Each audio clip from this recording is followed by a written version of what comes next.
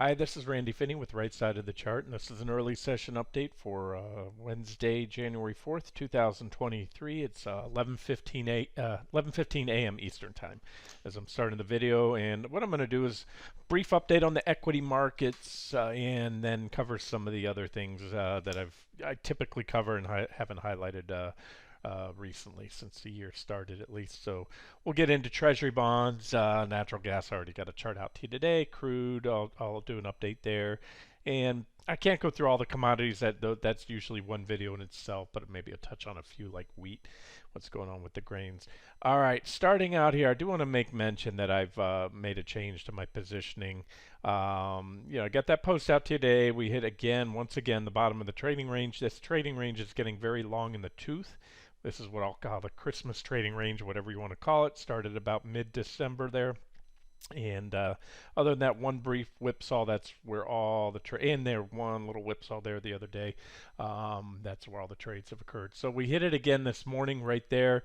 Another objective long entry again with a stop somewhat below. As I said in that post, probably best to give it a little room. About the one thing you can count on and around the holidays, a lot of whipsaws.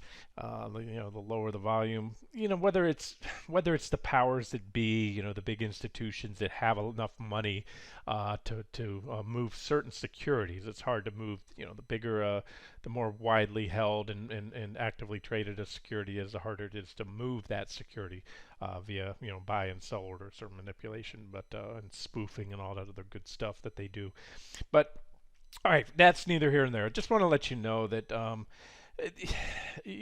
my thoughts. Kind of torn. Long-term charts very bearish, but on that pull down back to this level today, I just decided on those long-term accounts. I've been talking about the IRAs and things like that. I covered those shorts, and I'm actually reversed to a long. I'm going to use that same strategy I am in my active trading account. I think that's probably the last pullback there. We're either going to break it, which I don't favor, or break to the downside, that is, and keep going, and I'll give it a little bit of room there. And, need be, I'll get back in. Obviously, I would have given back or given up some profits. But again, those were the swing shorts that were all scaled into, as I talked about back here. From the bottom to the middle of that most likely bounce target zone, so an average cost about 300, and that's good enough for now for me. The swing trend trading, to me, everything kind of morphs into a hybrid of that, and it all depends on market conditions. And then me, I also look at everything from an RR perspective. So to me, here it is, simple. Along at the bottom of the range there at about 262.50. With a stop somewhat below that. Somewhat will depend on your target, but I think there's a good shot we can see an early 2022 rally up to 280. And if so, then you're talking, about a almost 7% from that level. On the pop-up box says 6.78 right there. And you give it, let's just say a 1% stop loss. That would be the recent lows right there. That's better than a 6-to-1 risk-reward ratio. That is an excellent risk-reward ratio. And so the way I look at trading, I'm very analytical. I factor in two things, not just the risk-reward ratio, but also the probability of success on a trade. So right now my confidence isn't super high. We're going to go up to 280 or even break above the top of the range. But if we do, let's say it's 50-50 is where I'd put that. Actually, no, I take that back. I skew it over a little bit better. I'm going to say at about 60% chance that we're going to break out and rally here, get an early year rally, and maybe 40% we go down. Hence the reason for me covering those shorts and going long. So that's just me. Do what you want. I'll flip back on a dime if I think I need to. But anywho, I think that we're going to have that upside break, and I gave you an additional setup today. I've already shared Apple. Well, let me just go over that because I think I forgot to cover that in the video yesterday. I'm not sure. Remember, I had some audio difficulties. I ended up doing that video 3 different times. Got the last one out to you, and there was even part of it there where I was getting tired towards the end of the day, and paused it and skipped over some of what I was covering, didn't get recorded. So I just wanted to point this out if it wasn't yesterday. This is the bullish falling wedge on Apple's 60-minute chart, complete with the requisite positive divergences that I like to see. Breakout into resistance, pretty big resistance, 130.42, and then a back test, and so far we're bouncing off there. So Apple, my expectations will come up here. If it pops 130.50 or so, it should scream, because that's a pretty good resistance level, and it will mean this is a breakout and a successful back test of that bullish falling wedge. And Apple certainly has the potential to run up to about 140 right there, and that would be a 11% gain. So again, it's all RR, 11% gain. Let's say you give yourself a 3-to-1 risk reward ratio. Right there would be about a 3.5% or so. You can go a little over 3% stop. That would take out the recent lows, and that's still a very attractive risk reward ratio. You can keep a tighter stop.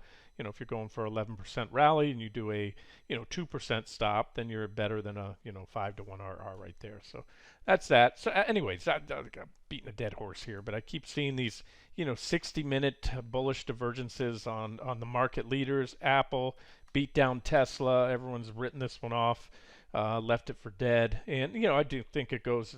Bear market's not over. It's not over in Tesla. It's not over in the others. But again, who knows? Maybe it'll be. I don't care. I don't. I'm not positioned right now for where things are going to be in 6 months. I'm positioned right now for where things are going to be in 6 days, or well, we'll see, about 6 weeks. Anywho, there it is. That's also a bullish falling wedge, pretty clean, plenty of reactions along the way, right? So that's what helps. That's when I say clean, without any violations of that trend line. Pretty strong divergences. PPO curling up, poised to make a bullish crossover. Doesn't get much better. So that one looks good. Like I said, you could start a position there, add to it if and when the trend line breaks, and that 11.1462-ish level. First target 122.62, second target 136.34, and if we do get a rally that really gets some legs, I could see it going up there to 167.53. That's why I had the level on the chart. As of now, let's just I'm targeting this 136.34. That'd be a 23% pop. I'll take that all day long if we get it. But there's a potential there if somehow this market really gets some traction, this rally. It'd be about a 51% run all the way up there to 167.50 from where we are now. First things first, guys, we have to hold these lows. All right, let me show you one more. Of course, it's been my favorite lately, Amazon. Not really soaring, but it's still coming off that divergent low, still holding long-term support. That was a basis for this trade, long-term support there, about $83. And again, just another market leader. Beat down, tech stock. It's still not cheap by valuation metrics. So this is not 101 if that's accurate. I don't know. Sometimes this charting program is not always accurate. P ratio 101.55. Whether it's accurate or not, that's not where bear markets end. It's still, more downside to come in the coming months, to possibly years in Amazon. But again, I don't care where it is a year from now. I care where it is a few weeks from now, and I think this one has a good shot running up to this downtrend line. And so this is one I've been holding as was a hedge. Now it's a pure play long. About 18% if that target there, about 98, and the downtrend line is hit. So that's that. May happen, may pan out. And again, to me, it's all about the RR. Very little downside compared to the upside potential, even if the probability on that trade isn't super high. Some trades I have a high degree of confidence in. I'd say 70, 80%, sometimes more, at least in my head by my analysis, that the trade's going to play out. And those are the ones I hit pretty heavy. I put large amounts in. But this one, like I said, it's not the highest probability success, for the simple fact that we're in a bear market and it's a counter trend trade. If we were in a bull market, I'd be foaming in the mouth bullish right now and super long these stocks, but we're not in a bull market. All righty, let's go to very, very quick overview of the sectors. XLK, remember those PPO crossovers I'm showing you still, and as I said, tech's lagging, so you're not going to get the PPO crossover today if we are, even if we go up, nor an XLV healthcare, but we did get it. Bingo, there it is, an XLF bullish PPO crossover. That's what I'm showing you the histogram there that shows the lines of cross down below. Getting close on XLY. Getting close on XLI. I'm sorry, I'm talking so fast, guys. XLY is consumer discretionary. XLF, which I mentioned before, that's financials. Financials being the third largest component of the S&P 500. XLY, the discretionary ETF, is the fourth largest. XLI, the fifth largest. Close, not there yet. XLC, the sixth largest, and that one did make a bullish crossover. So you've got a couple there, and that just it builds to the bullish case, but not. We're talking all the sectors in the S&P 500 right now, only three, one of which is XLE, and I'm not so crazy on because this one is a swing or trend short trade. We already hit the first target. Could get a bounce here. We're at support. T1, I'm going to leave that line there. That was 83.82, but I'm going to show you this is actually, we've traded through it several times already. So the actual support level now is lower. It's about 82.63 right there. That's the level. So if it breaks that, it's going to increase the odds we go down to T2 and then maybe T3.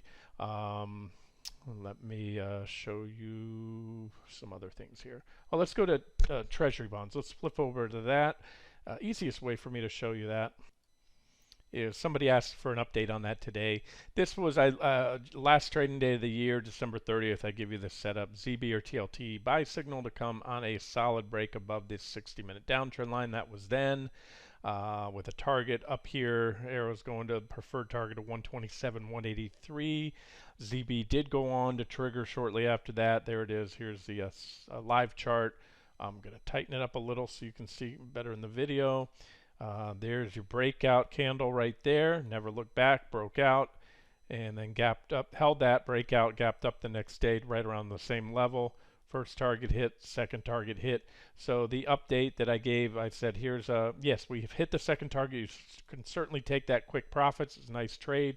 Remember, Treasury bonds are inherently low volatility. You take a lot more, a much larger position than you take on QQQ or anything like that, because you have less downside risk, and the profit, the percentage gains are smaller. But when you take a larger position, the dollar profit should be the same. That's what I call beta adjusting your position size. And so whatever, not a monster trade, and there may be more meat left on the bone, about a 2%.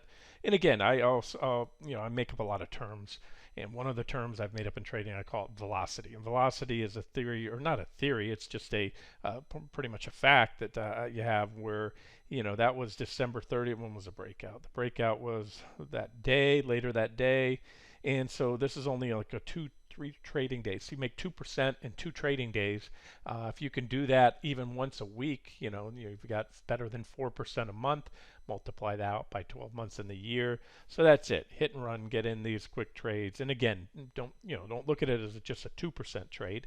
Look at it as a let's say 6-8% trade. If you've taken 3 to 4 times the amount that you might normally take on a trade. It's putting that much in your pocket dollar-wise. And so what I said, I very well may continue on up here to that 129.54. That's why I had the highest target. You can do a couple things. If you didn't take profits already and you're holding out for more, you could set a very tight stop under this trend line. It may punch it to try to whip out it, give it a little bit of room, but not much. And that would be a tight stop and protect profits. And then hold out for any of these additional targets. I'm going to give you, in case they really get some traction, I notice right here that was a support level back then. Support once broken becomes resistance. So the potential to go carry up there. So again, either take your profits, get out, run, move on to the next one, or raise your stops and let it run. But if it gets there, I would certainly take full profits, especially if you start to get divergences and other things on there. Alrighty. Oh, and then that member had asked for TLT, said that was their preference, and so I gave a TLT 60-minute chart with levels, and this is it, 60-minute chart.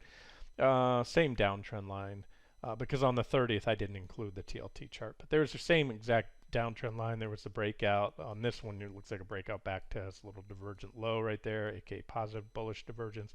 And you can see this was a gap right here. And so it hit that gap resistance. And you're going to see a lot of gaps, and this is one of many reasons I trade futures. Treasuries move around just like the stock futures, sometimes more or less overnight. So you're always going to see these gaps in there.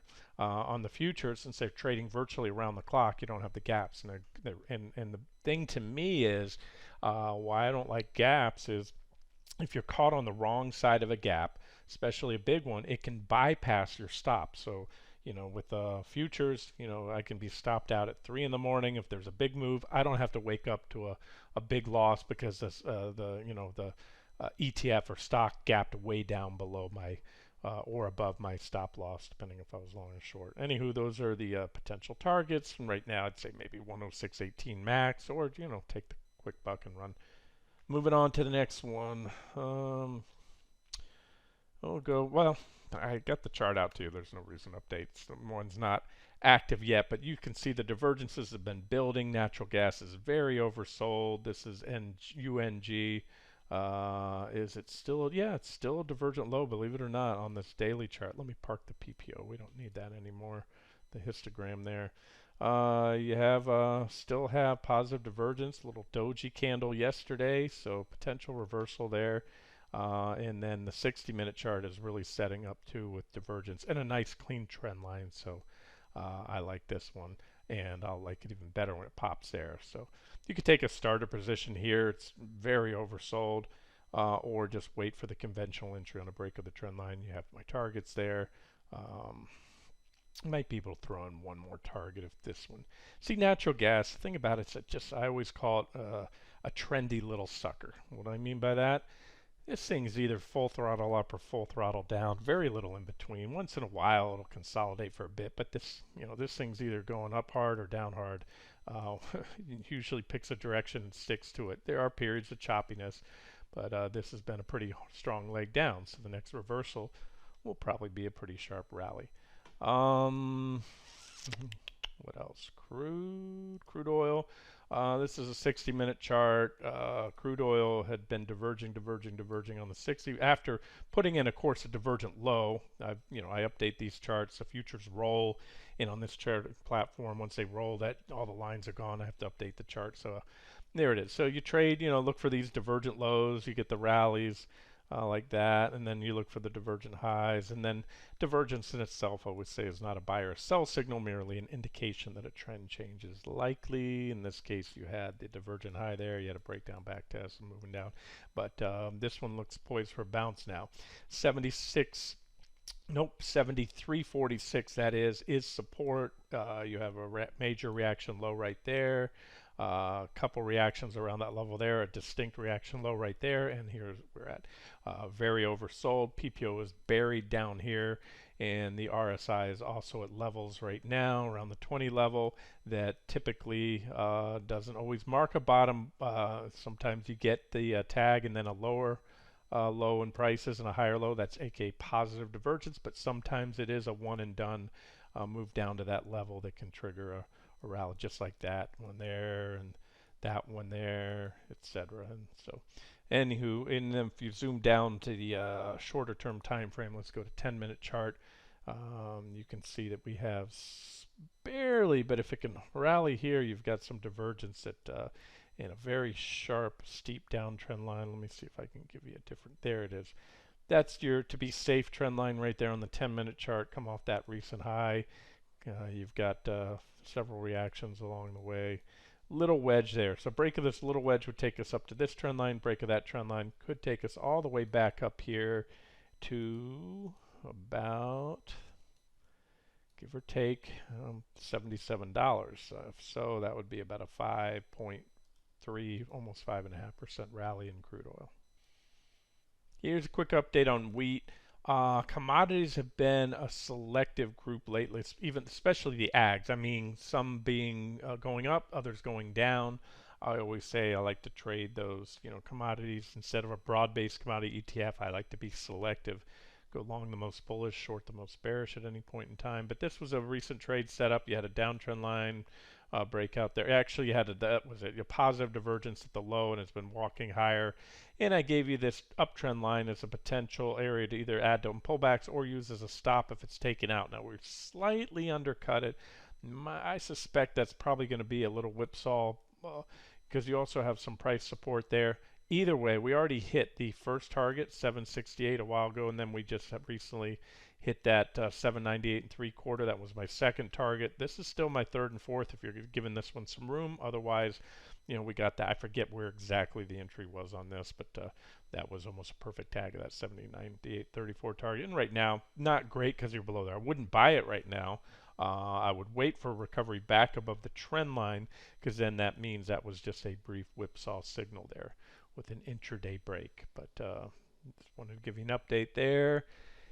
And that's it. Like I said, me personally, I'm pressing the longs on the Qs right now, and those, Amazon, Tesla, Apple. I think those are set to outperform. Oh, and the small caps. I told you I liked favored both tech, QQQ, and the small caps. Small caps still need to break out. This is RTY, the futures. Need to pop above about, and we're going to call it rounded up to 1800 there. And then I already gave you this. These are my potential targets. So max target at this point in time, 1920-ish right there. Of course, you need to break above there to trigger the next buy signal. But so far, they're buying up this, the fade this morning. We had some economic data out. I think it was a PPI or something like that. And market did its usual thing. This market's a little schizophrenic. Nobody knows, up from down right now. So, but again, that you use things like that to your advantage. If you're looking to go long, you take pullbacks to support. That's why I got this out to you. It just doesn't get any better than that. There are no guarantees, but if you take this, trade, 7, 8 times out of 6, 7, 8, depending on market conditions, 6, 7, or 8 times out of 10, it's going to pan out. And if it doesn't, again, that's the other thing. You can bat 500, meaning miss half on your trades, hit the other half successfully, as long as you're using a favorable risk-reward ratio. If you are using a 2-to-1 risk-reward ratio, meaning risking $1 to make $2, and you are only batting 500, meaning half your trades are successful, you're going to go nowhere. But if you, like I said, at different times, different market conditions, different securities, a lot of the trade ideas I post, I have a pretty high degree of confidence. Let's say 60, 70, 80% or more that the trade will play out, and it has a successful risk-reward ratio. December, like I told you, would be. It was, that was tough. I threw out a lot of short-term swing trade ideas.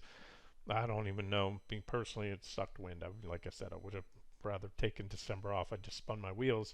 One loss, one gain. But again, that's a time period that swing traders should usually step back and take some time off. No other reason. Spend it with your family. And if that doesn't work, just because you're going to spin your wheels trying to swing trade in a between Thanksgiving and New Year's. But the holidays are behind us now, so let's see if we can get something going here. I'm wrapping the video up. We're right back to the top now. So even just intraday, if you're just gaming this, if you are active trading, maybe you've been doing that in December and you did well, and you recognize this trading range early on. It's clear now. But even then, if you took that today as a day traders will typically overweight your positions because you don't have overnight risk. So, if you swing trade and you normally put, let's say, 10 grand in QQQ, you can do 30, 40 grand or more, 50 grand, and there's 2% you made already since this morning because you don't have overnight risk. All right, I'm going to end it here and just watch that level. We pop that, we should run. It's also, you want to see RTY or IWM also pop there. Its comparable range. Let me box it in for you. There it is. There's the IWM small cap range, and that top number is, what is that? About 170. Well, I'm going to round it up, 177. That should be the magic number. Actually, it's a little below 177. It's wherever I had it, so we're getting close. All right, guys, I'm going to wrap it up here. And if anything big happens or I see any other trade ideas that stand out, I'll get them out too. Otherwise, I'll try to do a brief market wrap at the end of the day. This has been Randy Finney with Right Side of the Chart. Have a good one.